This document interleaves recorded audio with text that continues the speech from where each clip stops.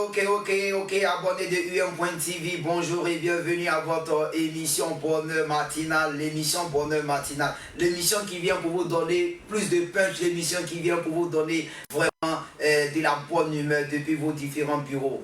Mesdames et messieurs, pour le premier numéro de cette semaine, je serai accompagné par deux personnes de qualité sur ce plateau. Je vais d'abord commencer par la dame. Elle, c'est Miss Sally. On appelle Sally Nouche. Sally Nouche, c'est bon, ça va? Oui, ça va. Tu as du punch ce matin là? Oui, oui. Ouais, ce matin là, c'était comme Cathy avant d'arriver ici. C'était bien. Super. Oui. Relax. Waouh.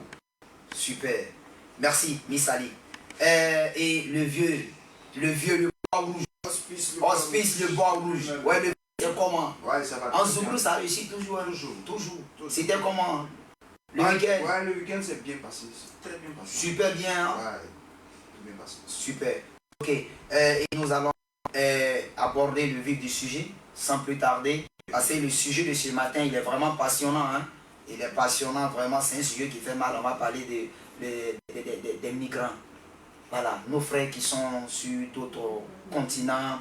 Nos frères qui sont dans d'autres pays et qui malheureusement n'ont pas l'autorisation légale pour être sur ces pays-là et ils sont dans des conditions vraiment un peu difficiles. Et quels moyens ils utilisent même pour effectuer ce voyage-là? C'est de tout ça que nous allons parler ce matin, n'est-ce pas, le Père Hospice? Mais déjà, d'entrée de jeu, quand vous entendez migration, ça vous inspire quoi? L'immigration, c'est un déplacement d'un point A à un point B. Et comme je le disais, l'immigration de nos jeunes aujourd'hui, c'est la pauvreté qui le fait. La pauvreté. Miss Sally. Oui, comme M. Zadi l'a dit, ça peut être dû à la pauvreté, mais souvent aussi c'est dû à certains jeunes qui voient leurs frères là-bas, ils sont heureux, ils pensent que c'est facile. Donc ils se disent quoi, on va essayer d'aller là-bas aussi. Essayer d'aller aussi. Oui. Voilà. Pour être un peu plus relax, ce sujet-là vraiment il est passionnant parce que ce sujet-là est en train de tuer plus d'hommes. On va voir sur les médias, voilà, des bateaux, j'ai envie de dire des pirogues qui se renversent avec 300, 200, 350 personnes qui restent sur l'eau. Récemment, on a vu des images là, ça donne froid dans le dos. Ouais, mais c'est la pauvreté. Parce que monsieur vit des situations difficiles dans son propre pays. J'ai dit quoi? C'est l'Europe qui est l'Eldorado. C'est là-bas qu'il peut avoir le bien-être pour aider sa famille. Donc, c'est ce qui généralement les motive à aller de l'autre côté. Comme Sally aussi l'a dit, c'est vrai. Certains qui, eux, ça peut être peut-être par curiosité. Son ami est là-bas, il est dans un pays où enfin, il fait bon vivre. Il veut aussi s'y rendre pour voir comment ça se passe là-bas. Et je pense que c'est ce qui crée tout ça. Merci. Et il dit c'est la pauvreté, Sally.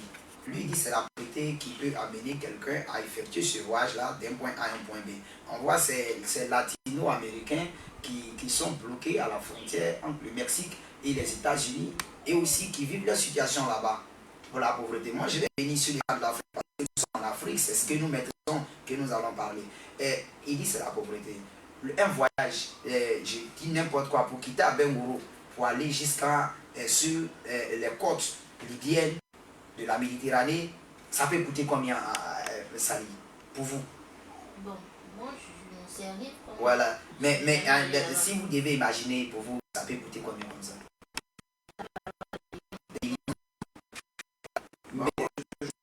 Partir d'ici d'abord, partir de la Côte d'Ivoire au Maroc ou en Tunisie, ça peut, au Pays d'Ivoire, je crois, ça dépend aussi des périodes, 300 à 500 000 francs. Maintenant, étant sur place, se déplacer pour aller, bon, généralement c'est en Italie que les gens cherchent encore, enfin c'est là-bas que les gens ne pas beaucoup.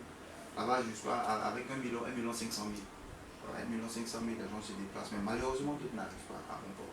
Voilà, avec 1 500 000, quelqu'un, est-ce qu'on ne peut pas créer un business sérieux en Côte d'Ivoire avec 1 500 000? Ouais, bon, ça peut se faire. Avec 1 500 000, on peut créer un business, mais tu sais, tout le monde n'a pas la capacité de gestion des affaires. Voilà le problème. Ça veut dire que moi, aujourd'hui, par exemple, moi, il y a des choses que je sais faire. Je peux aller à Abidjan, payer mes choses, revenir ici, distribuer dans les bureaux, et puis après, je passe prendre mon argent. Mais est-ce que tout le monde peut faire ça? Tout le monde ne peut pas le faire. Donc, si je comprends, j'ai 1 500 000. Je vais investir dans un business. Je peux pas. Mais quand on arrive en Europe, on fait comment? Ah ben oui, généralement quand ils vont là-bas, puisqu'ils n'ont pas la gestion, Sali, tu vois, ils n'ont pas la gestion. Donc, de toute façon, tu gères l'argent en Côte d'Ivoire, c'est comme ça que tu vas gérer l'argent sur les 4 coins du monde. N'est-ce pas? Et là-bas même, il y a plus de souffrance. Il y a plus de souffrance. Là-bas même, c'est encore plus compliqué. Oui. Bon, c'est ce qu'on dit. Oui. On pense que c'est compliqué. Mais imagine-toi, il y a des gens ici que moi je connais qui étaient dans l'armée. On sait à peu près comment sont payés, à combien sont payés nos corps à pied. Mais ils ont laissé ça. Ils sont partis en Europe, ils s'en sortent bien, ils sont vivants. Non, aller en Europe, c'est pas un problème. Hein? Non. Moi, j'ai bien envie d'aller en Europe, mais je vais dire, par la voie légale, avoir ses papiers, aller là-bas peut-être en vacances, ou bien même aller avec ses papiers, demander, utiliser la procédure normale, plutôt que d'aller mourir en mer avec 1 500 000. Mais si pour aller de façon légale, c'est difficile. Comment tu fais? Pour avoir une visa pour aller en France, par exemple, vous savez ce que ça fait? Non, je sais que... Non, M. Hospice a dit, le bois rouge, pour... Si on veut partir dans ce cadre-là, honnêtement, j'ai 1 500 000 francs. Je veux partir en France, je dis n'importe quoi, ou bien en Italie, alors en tout cas quelque part en Europe, et que je vais faire la demande de visa, et que j'ai des difficultés pour avoir le visa, ne serait-il pas important de prendre mes 1 500 000 francs et de créer un business ici? Oui. Et je prends les 1 500 000 et je vais attaquer la Méditerranée, n'étant même pas sûr que je vais arriver. Ce sont les risques. Ce sont les risques.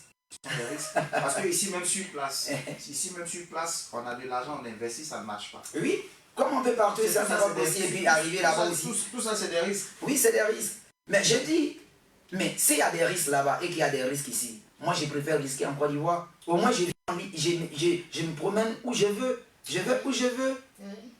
Mais je suis dans un pays où je ne peux même pas me déplacer. Je ne suis pas libre de mes mouvements.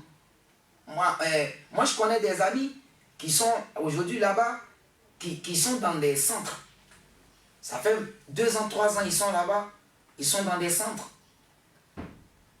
Là, je me dis qu'avec 2 millions, un business sérieux, on peut le faire. Moi, je dis toujours, Maman Sali, ils sont pleins les Nigériens, ils sont pleins les Burkinabés, les Maliens qui viennent en Côte d'Ivoire, qui investissent ici, ça prend. Oui, effectivement. Tu en connais plein, non? Oui. Mais pourquoi nous on va en Italie forcément? Bon, c'est l'envie. Mais est-ce que souvent aussi, est-ce que souvent c'est pas les amis qui sont là-bas qui te parlaient, influencent aussi, qui... Ouais, ça peut être ça, mais ça peut être ça. Comme je le disais tantôt, ça peut être ça, mais tu vois, il y a une motivation. La motivation vient d'abord du fait que ici d'abord c'est difficile. C'est très difficile. Tu vois, il y a des gens qui, comme certaines personnes qui ont un cœur, n'aiment pas voir les autres souffrir. Je ne peux pas voir ma maman ou même mon papa en train de souffrir et puis je vais regarder. Généralement, c'est tout ça qui les motive à partir, comment on dit, en Europe. Il y a des gens même qui vont en avion par là-bas, les gars dont tu parles. Ils dépensent les 5 millions pour arriver même à l'aéroport Charles de Gaulle. Moi, 5 millions. Ils sont arrivés là-bas, que dalle. Ils sont dans la maison, ils ne peuvent pas travailler parce qu'ils n'ont pas de papier. Vous voyez, donc tout ça, c'est ça, c'est des risques. Les gens prennent des risques pour aller à l'Eldorado, enfin chercher l'Eldorado pour pouvoir s'occuper de leur part. Est-ce que l'Eldorado même n'est pas ici? Si. L'Eldorado est ici. Maman Sali, l'Eldorado c'est ici, non? Oui. Moi je pense qu'on peut faire beaucoup de choses en Afrique quand même. Effectivement. Ça peut se faire, c'est vrai, mais il faut dire que l'Afrique c'est difficile. Non, c'est difficile parce que... Moi je pense que là-bas c'est encore plus difficile. Parce qu'on voit beaucoup de vidéos. Il y a des enfants même qui dorment dans les rues, qui n'ont pas de dortoir. Or, ici, tu as un dortoir, tu as tes parents. Souvent, même quand tu meurs, pour t'envoyer même là, c'est difficile. On ne peut même pas t'envoyer. On ne sait pas comment on va... tes parents sont ici, on ne sait pas comment tu es enterré là-bas. C'est ça. Tu vois, il y a tout ça. En Afrique, les morts ne meurent pas. Pardon? En Afrique, les morts ne sont pas morts. Donc, c'est un peu compliqué de passer tout ça. Ouais, c'est compliqué. Moi, je dis toujours c'est la pauvreté. En fait, le socle même de tout ça, c'est la pauvreté. Mais est-ce que quelqu'un qui est pauvre peut se permettre d'avoir 1 500 000 francs pour effectuer un voyage? Non, c'est pas parce que tu es pauvre. Je n'ai pas dit qu'il est malheureux. J'ai dit qu'il est pauvre. Quand tu es pauvre, ça ne veut pas dire que tu n'as rien. Parce que déjà, même quand tu as tes 2 bras, tes 2 pieds, tu n'es pas pauvre. Non. Tu peux te marcher, tu peux aller chercher. Nous, on parle. Tu vois. Il y a des personnes aussi qui empruntent de l'argent pour partir. Oui, ça se fait. Ah bon, aller prendre crédit pour aller. Oui. Ça se fait arriver là-bas. Et puis, généralement, quand ils Mais ceux qui donnent le crédit là aussi, ils sont courageux. Hein?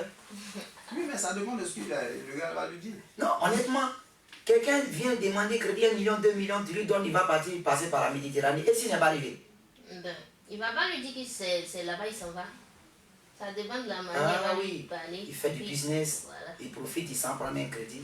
Et puis il s'en va avec ça, il va attaquer la Méditerranée. Crois-moi, quand il y a ton frère qui est sur la voie du désert, tu ne vas pas. Moi, je prends mon cas. Quand je dis mon cas, c'est dans ma famille. C'est mon petit frère, lui qui me suit, il s'appelle Zadi Rodolphe. Et en Italie, je crois que ça fait 8 ans. On lui fait un petit coucou déjà depuis l'Italie. Voilà. Lui, par exemple, il est parti en Tunisie d'abord. La vieille maman, Fatou Mata, Jeannette, elle a vendu ses 2 magasins. Wow. Je fais partie de mes 2 petits frères, d'abord en Tunisie. Arrivé en Tunisie, il y a Zadi Kevin, Mohamed. Lui, il a été rapatrié parce que ma mère est musulmane. Enfin, elle a un nom musulman parce que mon grand-père est musulman. Wow. Et lui, ça n'a pas marché. Mais l'autre, il est parti avec sa femme. Ils ont traversé, ils ont eu la chance d'arriver là où il y a un cas même qui les attendait quelque part. On les a été transportés tranquillement. Ils sont partis en tant qu'exilés politiques. Ça a marché, pour d'autres ça ne marche pas, mais en réalité, je pense que c'est la pauvreté qui fait qu'on va... Oui, c'est la pauvreté qui fait. Maman Sali, quand on entend ce témoignage-là de ce jeune Camerounais aussi, un média qu'on ne va pas citer ici, qui dit que dans la traversée du désert, il était avec sa soeur. Et elle était un peu souffrante. Parce que les passeurs ont violé sa soeur en sa présence, en présence même de tous ceux qui sont là. Et sans défense, ils ne pouvaient rien faire, ils ont assisté à ça. Vous qui êtes une femme, quand vous entendez ça, comment est-ce que ça vaut la peine de passer par le désert pour aller? Non, je ne pense pas. Je pense pas. C'est vraiment déplorable, c'est vraiment difficile de passer ici. Moi, je pense que ça, c'est passer par le désert, c'est encore un gros risque. Très grand. Voilà, un très grand risque même. Parce que là, parce que le désert, tu n'as pas de boussole. C'est les passeurs. Tu vois. Ceux qui maîtrisent, Voilà. ils sont nés dans le désert, ils maîtrisent. Un endroit vraiment, je sais pas. Et j'ai pas terminé l'histoire. Et après ça, elles ne se sentaient pas bien. Et ils ont été obligés de laisser la jeune fille en plein désert. Ils sont partis. Il a regardé sa soeur, il est parti pour laisser sa soeur. Il reste, il meurt avec sa soeur. Mais c'est ça, il ne peut pas. Il ne peut pas rester, regarder, qu'est-ce qu'il va faire avec le corps? Il est obligé. La question que je me pose, est-ce que ça vaut la peine que tu menes un business en Côte d'Ivoire? Non. Moi, franchement, si j'ai cette opportunité, je préfère créer un projet ici. En Côte d'Ivoire. On va revenir tout à l'heure pour parler des différents projets et quels sont les moyens qu'il faut pour lutter contre ce fléau-là. On va partir à la pause publicitaire et on revient tout à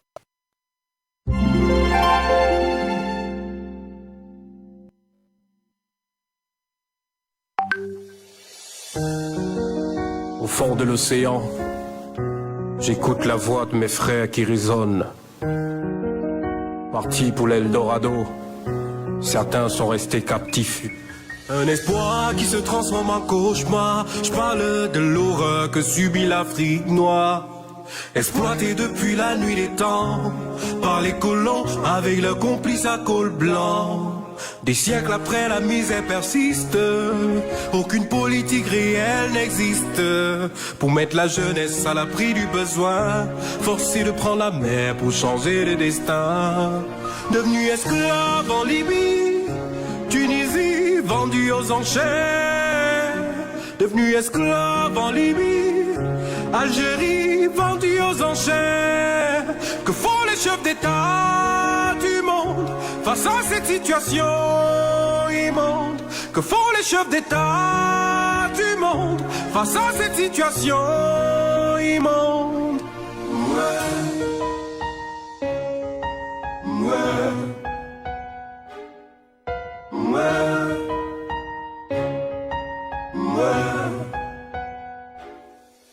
Je te parle des hommes et des femmes vendus comme du bétail, enchaînés dans des cages, dans des camps, privés de liberté. Frères et sœurs, je pense qu'il est temps de livrer bataille.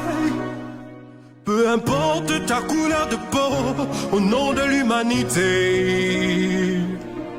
Personne n'a le droit de vendre un humain ou d'en acheter comme si c'était du pain. Ça fait mal, ça fait mal, ça fait mal.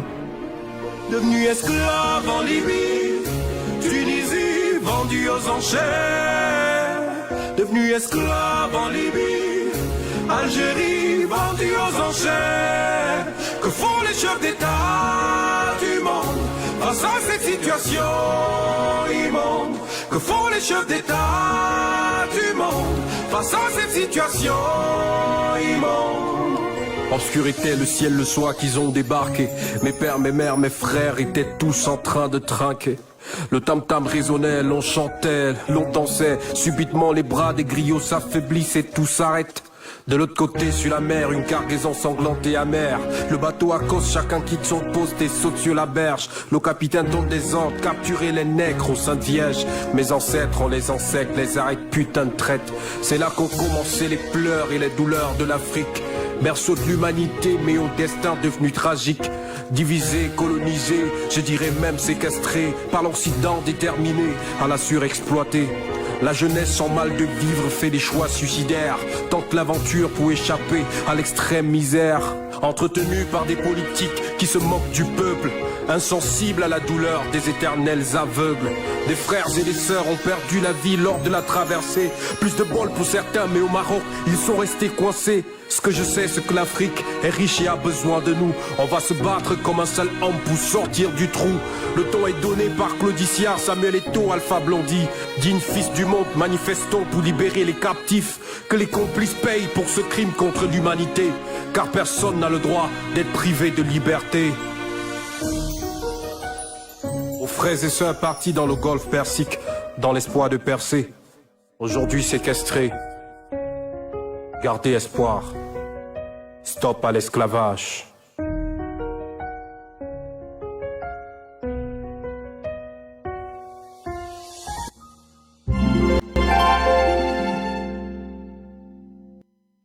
Ok, retour sur le plateau des Lumières.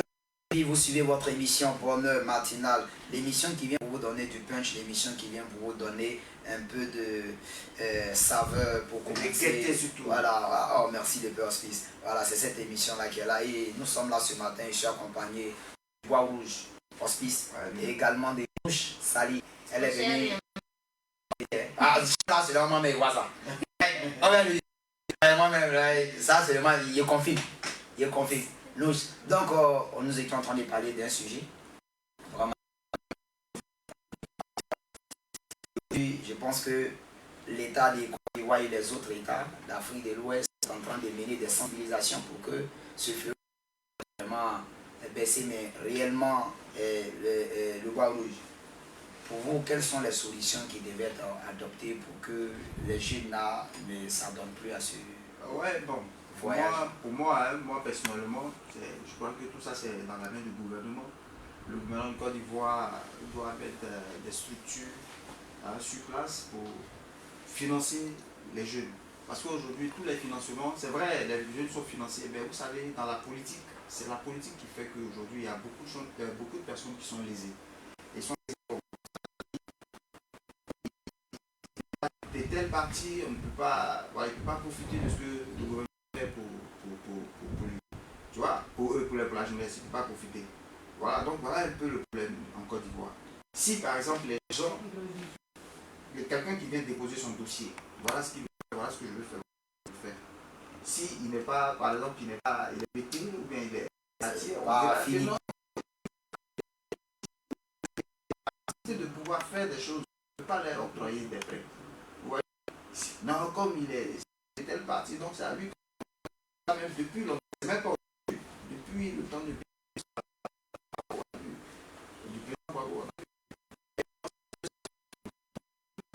je pense que c'est ça. Il doit avoir un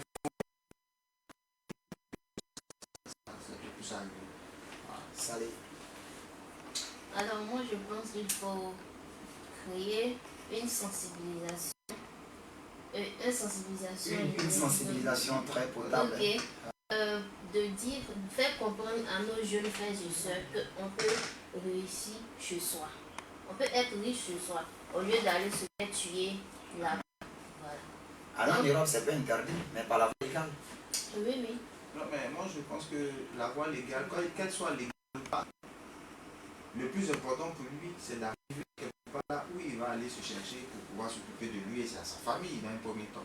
Parce qu'il y a des gens aussi qui partent par la voie légale, qui arrivent là-bas, qui ne réussissent pas. Non, qui sont rapatriés même plus tard. Non, mais le délai, il doit s'aspirer pour le visa. Mais pour éviter tout ça, je pense qu'il faut rester chez soi, quoi. Parce qu'aujourd'hui, de nos jours, même avec 50 000 francs, tu peux ouvrir un business et puis aller de l'avant. Parce que maintenant, pour avoir du boulot, maintenant, il faut avoir une relation solide. On le voit tous. Souvent, même tu as des diplômes, tu vas, le gars, il peut t'embaucher. Mais peut-être il a un cousin là-bas, ou qui n'est même pas encore arrivé. Mais voilà, il va dire non, bon. On va voir ton cas. On va voir ton cas. Tu vas t'appeler après. Et tu déposes tes dossiers sans appel. Après, tu peux apprendre que c'est pas du tout normal. Voilà. Et puis, c'est de ça que je parlais tout de suite. C'est vrai, on ne fait pas de politique ici, mais il faut dire que nos politiques aussi changent beaucoup de choses. Quand je parle de nos politiques, je parle de nos hommes qui font la politique, nos dirigeants. C'est-à-dire, soit c'est une région, soit c'est une ethnie, soit c'est un quartier, et c'est comme ça que les choses fonctionnent en Côte d'Ivoire. Et ça, c'est malheureux. Et ça, c'est pas bon. Il faut que ça seulement, c'est pas bon. Mais maman Sali, plus honnêtement, que vous allez regarder cette caméra-là et puis vous allez parler à vos soeurs d'Aben et par-dessus tout, les soeurs qui sont dans notre région-là, pour leur donner un message afin qu'elles puissent vraiment ne pas tenter cette aventure. Alors, ce que j'aimerais dire à mes frères et sœurs... Dans le micro je pense que pour éviter tout cela, il faut qu'on reste chez nous. Voilà. Parce que maintenant, même quand on ne travaille pas dans un bureau, on voit beaucoup de femmes qui se battent, qui vendent au marché. Et il y a des femmes même qui sont à la charge de leur famille. Voilà. Donc je pense qu'il faut rester chez soi. On peut être, mais c'est mettre dans la main qu'on réussit. On peut être à la maison, créer un tout petit projet, même avec 5 000 francs. Tu peux faire des commandes de petits trucs et vendre dans le quartier. Et ainsi de suite, ça va prendre. Un jour, ça va devenir un grand magasin. Oui. Un grand supermarché. Alors, merci. Je pense qu'elles ont bien entendu ça. Alors, le message dit, c'est bien dit. Le poste, on va dire qu'on va clore ce chapitre-là. Ouais. Voilà, donc vous allez regarder la caméra pour donner un message. Moi, le message que je voulais donner à la jeunesse, c'est d'entreprendre. Et puis je dis que on ne finit jamais, on ne vieillit pas. Parce que souvent on dit non, à cause de mon âge, mensonge, il y a des choses, on peut toujours apprendre à faire quelque chose. Et avec ce qu'on va apprendre, on peut chercher les moyens avec la famille, parce que généralement c'est la famille qui aide. Chercher les moyens avec la famille, puis entreprendre quelque chose qui va marcher. C'est la gestion de ce que tu vas faire qui va faire que tu vas réussir là-dedans. Voilà ce que j'avais. Ah oui, le message est dit et c'est bien dit, il faut entreprendre. Moi je pense qu'avec 1 million, avec 2 millions de francs CFA, on peut créer un projet sérieux en Côte d'Ivoire, rester en Côte d'Ivoire et réussir en Côte d'Ivoire, c'est possible. Si tous les cerveaux de la Côte d'Ivoire quittent la Côte d'Ivoire, la vraie question que nous nous posons, qui va bâtir notre pays à notre place? Merci de nous avoir compris. On ne va pas partir comme ça le boss list. Oui. Voilà, on va permettre à Maman Sali, elle a préparé un petit quelque chose, elle a un petit conseil à nous donner, nous également, et puis tous nos abonnés de UM.TV. Ah ouais. Maman Sani, on va partir pour ta rubrique. Alors, Qu'est-ce que tu veux nous dire? aujourd'hui, j'ai une petite astuce pour vous. Une astuce contre les petits boutons du visage. Alors, pour réaliser cela, il vous faudrait du Nescafé, des œufs et du miel. Comment vous allez procéder? Vous allez prendre une bolle, vous mettez le Nescafé là-dedans et vous allez récupérer les jaunes des blancs. Vous utilisez seulement que des blancs d'œufs. Voilà. Vous allez mettre là-dedans juste un peu de miel et vous faites le mélange. Et vous appliquez sur le visage. 5 minutes après, vous pouvez laver votre visage. C'est très bon et très efficace. Essayez, je vous le dis. C'est pour ça que ton visage brille comme ça. Ah oui. Ah, mais pas la même histoire de vieux. T'as vu la femme là? Elle a son secret et bien la cacher. Ah, c'est bon, je pense que les gens, les auditeurs ou bien enfin, les téléspectateurs ont compris, ils vont faire ça, ils vont suivre. Ah, moi-même, je vais commencer ça au lui. Ah ouais, nous on a besoin. Moi j'ai un visage gras. Vraiment, j'ai eu oui. des acnés dans le temps. Tu vois que je suis perforé là, sur les joues. Là. Tu vois? Oui, je vois. Mais comment faire pour fermer ça? Là, la prochaine émission. La prochaine émission, on va donner les secrets de ça. Ok. Ah, je pense que nous tous, nous avons bien pris note de cette astuce-là et nous allons essayer de l'appliquer pour avoir des visages aussi lisses que celui de maman Mouche. Ouais. Sali. Ah, en chair et en os. Oui, Ah oui. Alors, ben, on ne peut pas quitter cette émission-là sans parler de l'événement qui a marqué le week-end.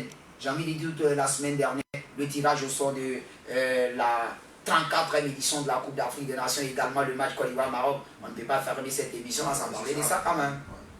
Pour vous, quand on a vu la cérémonie du tirage au sort, comment vous êtes senti honnêtement? Bon, pour moi, ça s'est bien passé. Ça s'est bien passé. Au fait, aujourd'hui, la Côte d'Ivoire est devenue un très grand pays grâce au président de la République, son excellence Alassane Ouattara. Il fait mains et pieds pour que la Côte d'Ivoire soit toujours à un niveau vraiment bien, quoi. Voilà. Et ça s'est bien passé. Tous les grands noms du football étaient là, les anciens joueurs, ceux même qui sont encore en compétition. Boba Didier, notre légende. Daïzoko, il était là. Ouais, il était là. Ouais, je pense que ça s'est bien passé. Moi, Deux fois Ballon d'Or. Ouais, 2 fois Ballon d'Or. Ouais. Ouais, ça s'est bien passé. Et puis bon, voilà, je suis fier. Moi, j'ai été vraiment très heureux quand j'ai entendu l'Est international camerounais, Jérémy Njikapi. Wow, la Côte d'Ivoire a mis la barre haute.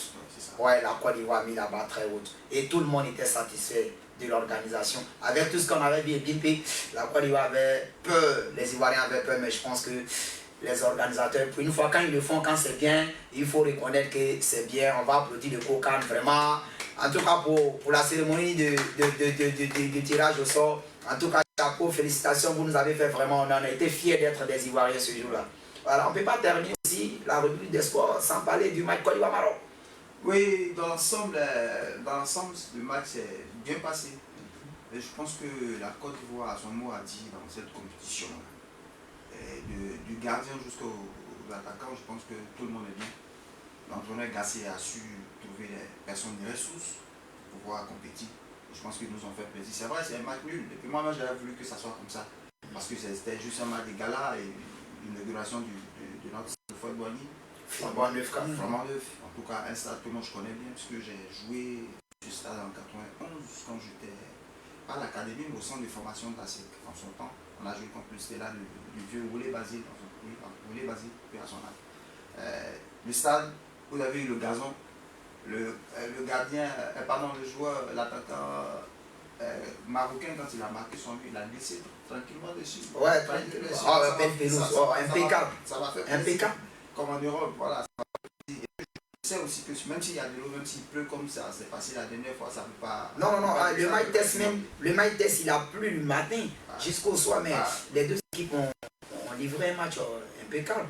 Et c'était la confirmation qui était face au Maroc. Je pense que si l'entraîneur garde ce groupe-là et qu'il les bonifie encore, je pense on aura des bons résultats dans la compétition. Et on aura l'occasion de débriefer toute cette actualité sportive-là le soir, aujourd'hui soir, à partir de 15h. Vous allez retrouver votre émission 100% sport avec moi-même, MC Cœur Blanc, avec tous mes chroniqueurs, le coach Zola. Nous aurons la présence de la direction régionale des sports, représentée par M. Hervé Tano qui sera avec nous sur ce plateau. On va débriefer tout ce qui s'est passé au niveau sportif tout au long de cette semaine, de ce week-end-là. On va parler de la cérémonie de tirage au sort, on va parler des différentes poules, on va parler aussi de la rencontre Côte d'Ivoire-Maroc qui s'est déroulée au stade Félix Houphouët-Boigny le samedi dernier, rencontre qui s'est soldée par un match nul, un but partout, et demain déjà les éléphants seront de la partie avec les Bafana d'Afrique du Sud, et nous allons parler de tout ça dans l'émission. Maman Sali, le temps qui nous est assigné vraiment est fini, on me parle dans mon oreille depuis là. Hein? Okay. Donc vous allez regarder la caméra, saluer 2 personnes et puis on va, voilà, votre mot de fin. Moi, j'ai personne à saluer, mais j'aimerais rectifier un truc. Tout à l'heure, j'ai dit une bolle. C'était plutôt un bol. Parce que je connais les Ivoiriens. Ah là là là. Ah là là.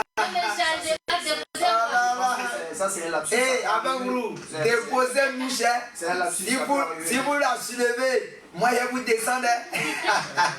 Ok, c'était son mot de fin. On va saluer toutes les personnes qui habitent ton quartier. Ton quartier, déjà, c'est où?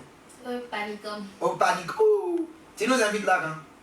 Ça, c'est publicité. On va manger, on va la Syrie là. Tu nous invites à manger du poulet là-bas, non? Ah, c'est vous qui devez m'inviter, non? C'est ton quartier. Aujourd'hui, c'est mon anniversaire, donc. Hey! Ah, et puis tu nous informes comme ça. Oh là là, le fils. Waouh, super! Oh maman, joyeux anniversaire, Amna. Oh là là, longévité, prospérité, oh là là, et puis j'allais chanter le traditionnel, ça peut se chanter, pourquoi? Ah là, et à travers toi, maman, nous allons souhaiter un heureux anniversaire à tous ceux qui nous suivent, qui c'est leur date de naissance aujourd'hui, on leur souhaite vraiment un heureux anniversaire. Oh, bisous à toi encore, oh, joyeux anniversaire, oh là là, mon cœur, le Smith. Bien, moi je salue les camarades du quartier HKB, en particulier mon ami de tous les jours, JP, maman Olivia, tout le personnel de UM Media. Yes. Victoire d'or. Ok, merci le Père Smith, merci Maman Sali, merci d'avoir partagé ce temps d'antenne avec nous. Vraiment c'était super. Le Père Smith, vraiment c'était super. Voilà, on va les donner rendez-vous et nous souhaitons que demain Efik Joie soit là pour récupérer la place qui est la sienne. Et puis une bonne émission encore demain.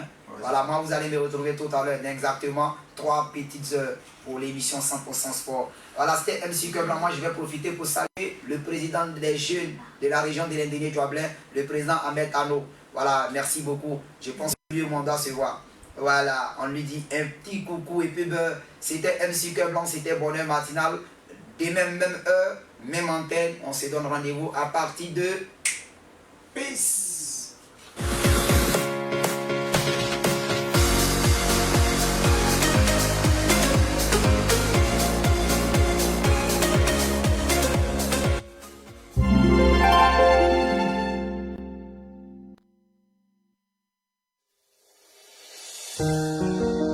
Au fond de l'océan, j'écoute la voix de mes frères qui résonnent.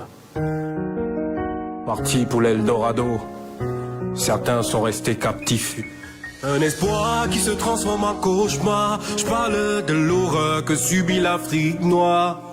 Exploité depuis la nuit des temps par les colons avec leurs complices à col blanc. Des siècles après la misère persiste, aucune politique réelle n'existe pour mettre la jeunesse à l'abri du besoin, forcé de prendre la mer pour changer de destin.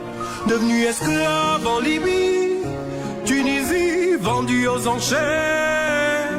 Devenu esclave en Libye, Algérie vendu aux enchères. Que font les chefs d'État du monde face à cette situation immonde? Que font les chefs d'État du monde face à cette situation immonde?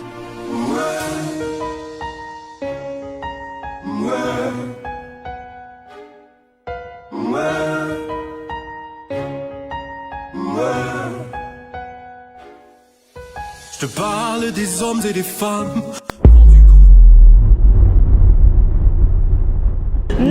face, on suit IM.TV. Ouais, je suis le Waraba 115, Idriss le Waraba 115. Ouais, je suis la chaîne IM.TV. Ouais, c'est Zo, c'est Tcho. Ouais, c'est quoi ça? Regardez ça, hein, c'est Tcho même. Voilà, donc c'est moi. À Nietzsche encore.